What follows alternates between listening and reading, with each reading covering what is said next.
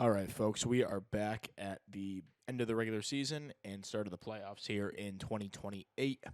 Is October 4th. The Minnesota Twins finished 101 and 61, and we win the division by 12 games.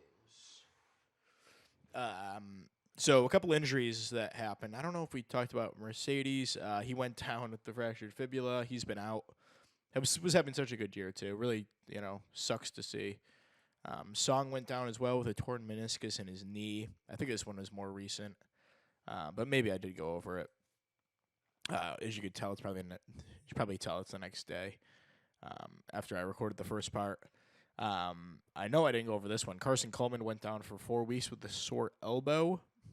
He has moderate throwing impact, so he's out for a week. I might be able to squeeze him on the roster.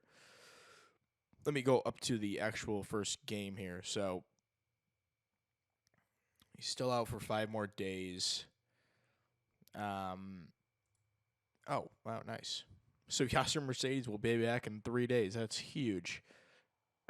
It's about 5 days ahead of schedule. So with that said, I'm going to add him to our playoff roster. I don't know who I'm going to replace, though. It might be a pitcher. I might run with 12 pitchers for the series. I mean, it's not really that necessary. It's only a 5-game set.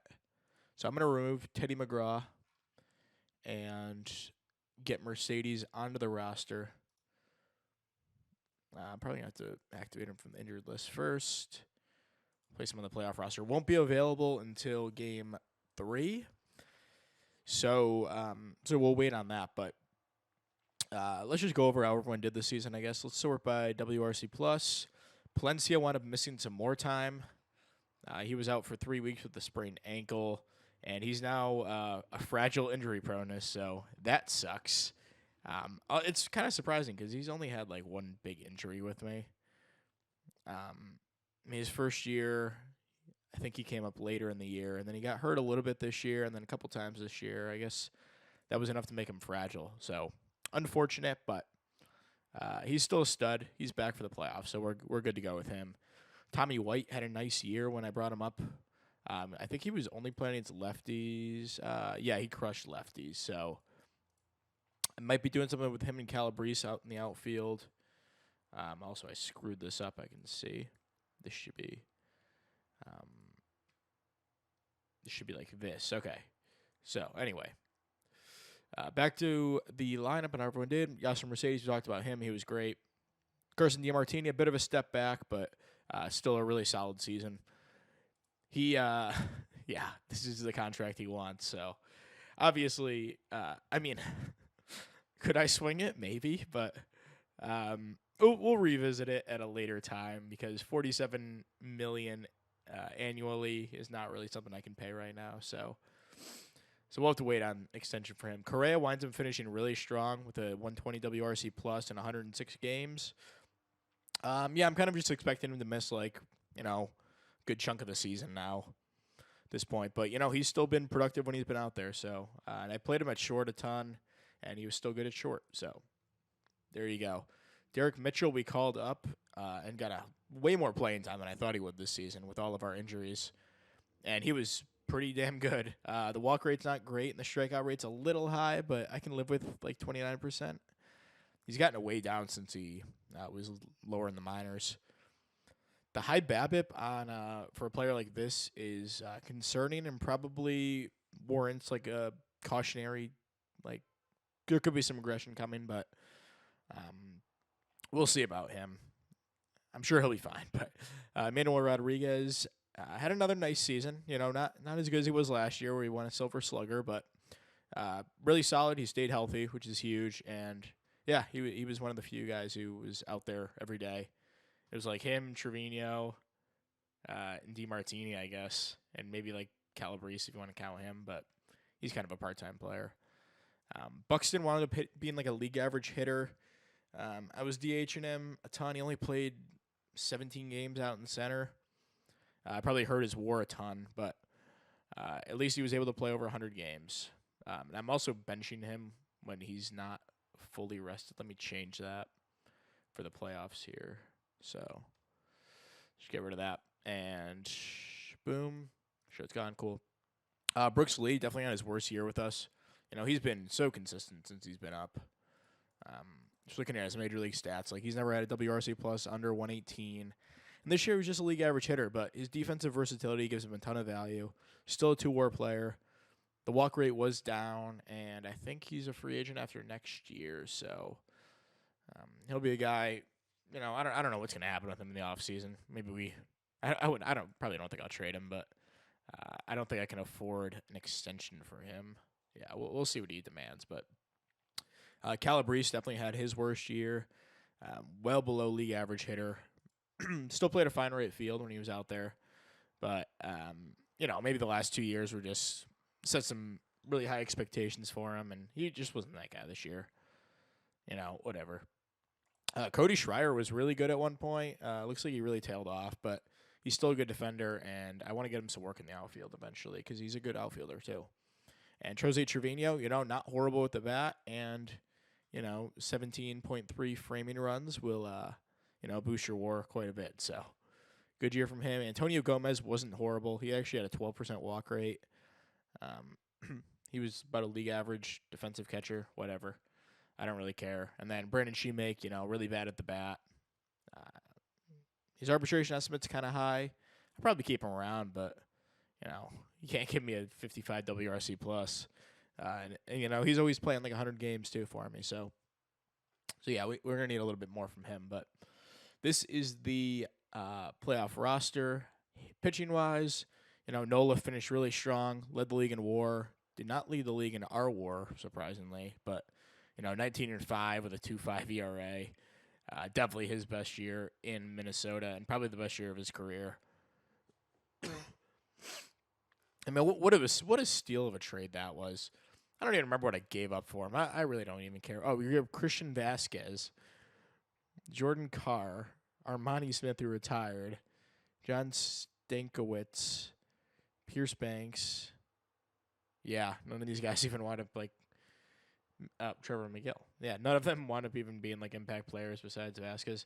Yeah, I had a feeling that was a fleece at the time, but it kind of aged really well for us. So bounced back after being hurt last year. Max Fried had his best year with Minnesota. He'll start game 2 for me. I guess his first year was pretty good too, but big bounce back from the last 2. And yeah, he was really solid and had a really nice stretch here at the end. And then Zach Cauer, he was solid, not as good as he was in last year's showing, where he led the league in pitching WAR and finished second in the Cy Young, probably, something like that. But, still okay. He was hurt for a little bit, and Cole Henry also was hurt, but he was good when he was pitching. In the pen, Hernica is, I guess he was starting the whole year, but he'll be my closer for the playoffs. A really nice year as a starter. He'll be back next year. Not sure what his role will be. I'll probably start him again. It was pretty successful. He only threw 144 innings, so he wasn't giving me length, but my bullpen kind of allowed me to use him in that way. Noah Dean was great. Bounced back from last year. Huge. Chase Petty continues to be consistent. Even better than last year. Dropped his walk rate, increased his strikeout rate. We called up this guy, Kleber Maldonado, who I added to the 40-man this offseason. And his results were really good. His FIP not as good. He gave 2 home runs per 9 in 26 innings. This guy, Luis Carrasco, who I signed him as a minor league free agent about, 2 years ago, year and a half ago. And, yeah, he was awesome when he was pitching, so huge find there. Luis Joseph, who we got in a trade for Matt Wallner, who, if you're curious, was about a league average hitter this year. I was curious, so I wanted to check. We also got Tommy White in that trade, so that looks like it worked out well for us. Connor Phillips, he had 16 saves and made 7 starts for me. Kind of like my utility guy in the pen. I like having him kind of playing a bunch of different roles, and he's not even arbitration eligible yet, so that's cool. Yeah, he had a pretty good year all around. And Leendo, he finished strong after a pretty, mediocre first half. Still not this dude should be the best pitcher in baseball, best reliever in baseball, but he was not really that this year. Hoping for more next year, but or at least a good playoff. I don't really care what he does as long as he's good in the playoffs. So we finished first in runs scored, first in runs against, and not as dominant as we were last year, but still a really solid year. We actually underperformed by 3 wins according to our Pythagorean win-loss. Our team ERA was 3.35, which, best in one of the best in team history besides like these dead ball eras. So, another dead ball era here, but really, really good ERA for the team. Average is a little worse, and our BABA looks like it was also worse. So, as you can see, we made the playoffs. This will be our 5th year in a row, looking to make the World Series for our 3rd year in a row. So, I'm going to pause it here and come back, and we'll do the playoffs. Okay, so in round 1, we would be facing the 89 and 73 Cleveland Guardians. Pretty fearsome lineup. Finished 2nd in runs scored, and honestly probably better than us in most categories. So their key players, I guess, Bo Bichette. You got this Noel guy, George Valera, who's a real-life prospect, Tyler O'Neill, and Benny Montgomery, who I think we brushed in, checked in on, whatever. Their pitching not as good, 11th in runs against, led by this guy Tanner Beebe, Ranger Suarez, Tristan McKenzie, J.P. Sears. Their closer looks pretty good. This guy had a really good year. So, anyway, without further ado, let's jump into it. It'll be Nola against J.P. Sears in Game 1 in Minnesota. And we win 4-2. So, it looks like Calabrese had a couple ribbies, and Trevino also had one, and Palencia had one. Nola, 7 one-run innings to Dean, 2 Hernandez. And there you go. Game 1 is ours, so we look to go up 2-0 in the series against Cleveland, and we do 11-7 victory. Max Fried, 6 one-run innings, and then we brought in Maldonado and give 5 runs in just 2/3 of an inning. Leandro finished it strong, and we were able to escape with the win. Looks like we were up, 11-1 at the time, so it wasn't too bad, but there you go. Let's see.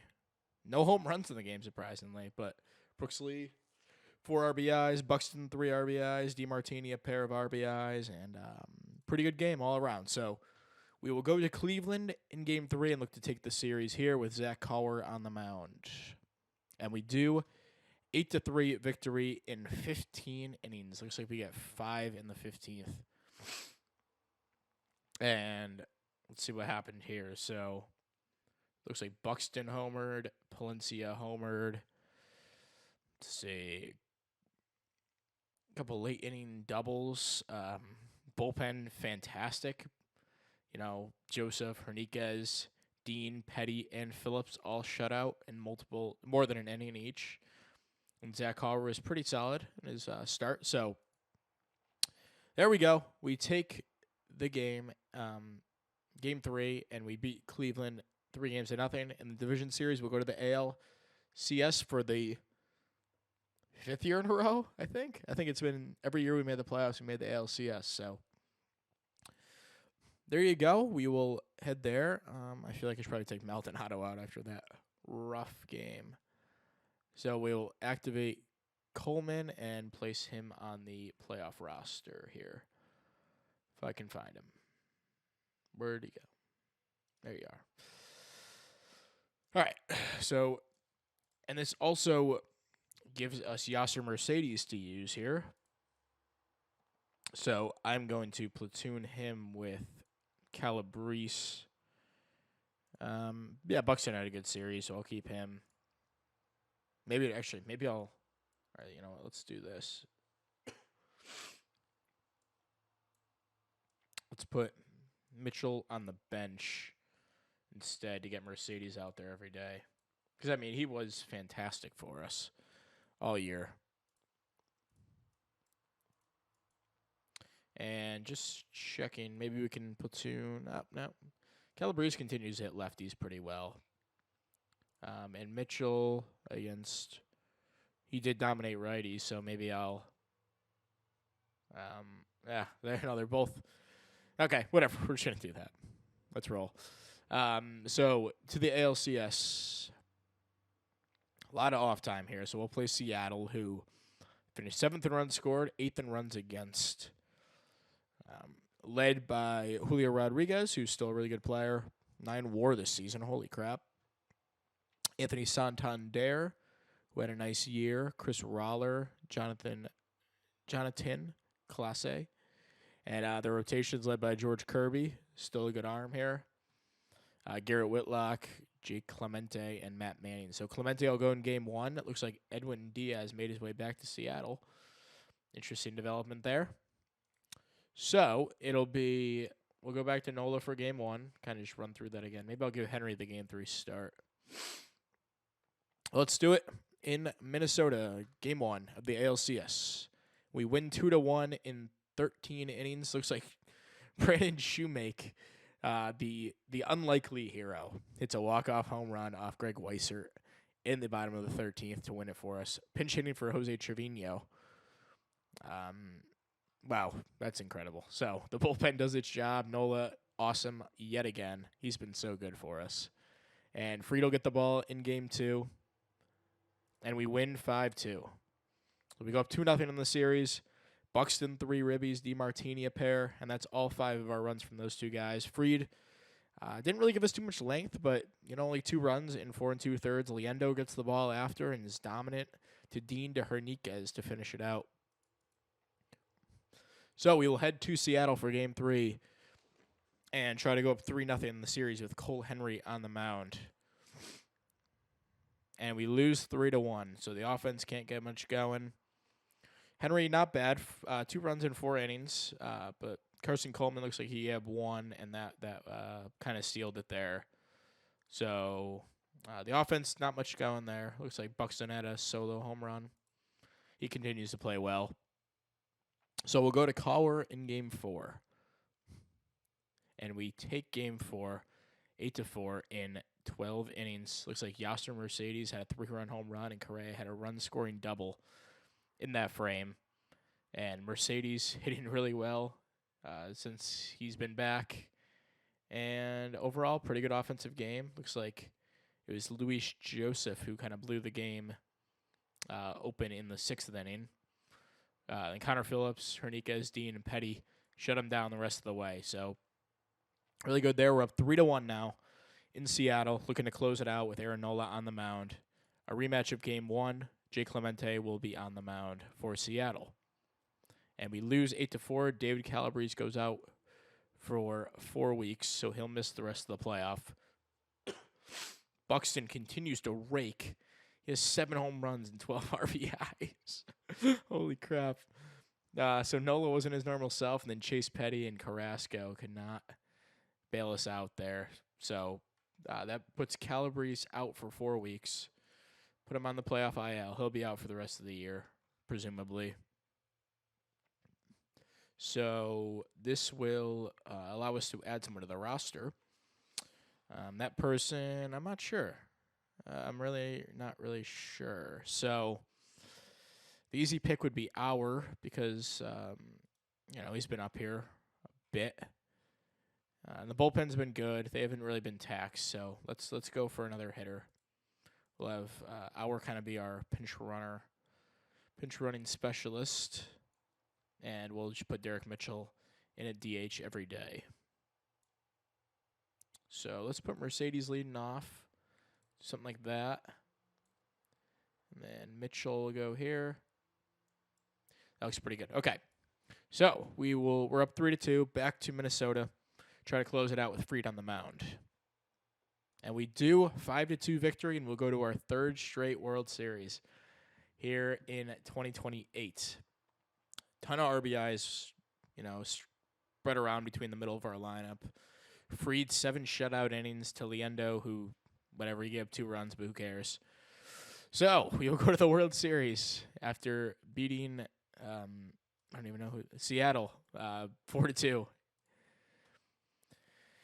And we will face Los Angeles, the Dodgers, who were 3rd in runs scored, 5th in runs against. Miguel Vargas, Luis Ariz, Diego Cartaya. Looks like he developed into a nice player. Mookie Betts still hanging around and still a good player. Jeff McNeil apparently is their shortstop. That is a curious decision. I really had no one out. I guess they're too stupid to put Arenado there, but okay. I guess Jeff McNeil. Did he play there all year? Oh my God, he's so bad. Okay, so the Jeff McNeil shortstop led Dodgers with Hans Kraus, Eduardo Rodriguez. Not a bad rotation here. We will face them, and let's see if Nola's good to go. All right, so we'll run back this rotation. Calwer will get the ball in Game 3 this time, though. I like how the team looks, so let's do it here in Game 1. We win 8-1, so big day for the offense and for the pitching. Nola, 7 1/3, 1 run. He's been so good besides the one start against Seattle there. Even that wasn't, catastrophic. And then Coleman finishes it out. So we go up 1-0. Actually, didn't even check the offense. It's pretty well spread around here. Everyone had a hit besides Mercedes. Buxton looks like he have another home run. Okay, somewhere he hit another home run. DeMartini and Palencia and Mitchell all had homers by young core. So we win Game 2, 5-0. Mercedes a couple hits. Palencia 3 hits, 3 ribbies. Buxton another freaking home run. Oh, never mind. He had another RBI, though. Palencia did have 2 in the game. And Fried, 5 2/3 shutout. Wow. How good has he been? That's insane. Liendo to Joseph to finish it out. So we'll go up 2-0 on the Dodgers. Looking to go up 3-0 as we go to L.A. Zach Calwer on the mound. And we go up 3-0 with a 9-3 victory over L.A. And we are now 1 game away from a three-peat. Calwer, 3 runs in 6 innings to Carrasco to Phillips to close it out. And looks like Correa and Palencia both had home runs. Palencia might be pushing Buxton for this MVP if we wind up winning here. Holy crap. What a series from those two. What a playoff from those two, I should say, because Buxton, he was really good for the first 2 rounds. So it'll be Cole Henry on the mound to try to close out our 3rd straight World Series victory. And let's do it in L.A. And we do. We win 3-0. 4-2, and we sweep the series 4-0. And wow, I wonder what this Moneyball achievement is. I'll have to go check that out after. But we win our 3rd straight World Series. Wow, I never thought I'd be able to freaking do that in OOTP. It's crazy. I've always been solid this game, but this team is ridiculously good. Ridiculous. So doing it with style, I'm guessing that's a sweep. Moneyball, I don't know what that means. Maybe it's like a bottom 10 payroll or something. I don't even know how to check achievements. I guess it doesn't really matter that much. Anyway, there we go. Our 3rd straight World Series, we win 4-2. And it looks like Brooks Lee, Derek Mitchell, and Jose Trevino drove in our run. So the bottom 3 coming through. And Cole Henry, 4 1/3, 1 run. That's all we needed from him. To Liendo, to Petty, to Hernandez to close it out. And Hernandez got in a little bit of trouble, but, close it out. And, man, how good was this team? Absolutely incredible stuff. Absolutely incredible. So, Hernandez winds up giving up just 1 run in that entire playoff. Noah Dean didn't give up a single run. Chase Petty had the 1 game, but besides that, it was awesome. I guess I can't really say the same for the rest of the guys. Liendo was good, too.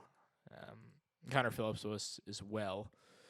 But there you go. That's all we wrote. We will head to the off-season now of the 2028-2029 season, off-season, to get ready for the 2029 season, which, well, we were looking for our 4th straight World Series. So there you go. This is the team who did it in 2028 for our 3rd straight title. And, some guys who are still here, some guys who aren't. Juan gets his 3rd ring. Oh, my God, I forgot to mention freaking Mike Wolf. So I wound up calling him up at the end of the year, just because he was so good and he was destroying every level and he was awesome for me too. I couldn't add him to the roster because he wasn't on the 40 man early enough, but um, there you go. Like Hidalgo got a ring, Cantonario. So we have a lot of guys with 3 rings on this team now, which is pretty wild. And I didn't think we would be able to do this quick. So there you go. That is episode 13 of the Twins Out of the Park Baseball Series. Thank you for watching very much. I appreciate it. And we will see you next time in episode 14. Goodbye.